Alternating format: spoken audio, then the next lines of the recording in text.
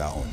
Noong unang panahon sa Negros, namuhay ng matiwasay ang mga tao sa ilalim ng mabuting haring si Laon. Isang araw, lumakas ang ulan at nagdulot ng malawakang pagbaha na nagbanta sa kanilang mga pananim at kabuhayan. Upang iligtas ang mga tao, inutusan ni Haring Laon ang kanyang mga kampon na gumawa ng mataas na bunton ng lupa na kanilang napagtagumpayan sa tulong ng mahiwagang birang ng hari. Matapos ang baha, isang malaking ahas na may 7 ulo ang tumira sa bundok na nagdulot ng takot sa buong bayan.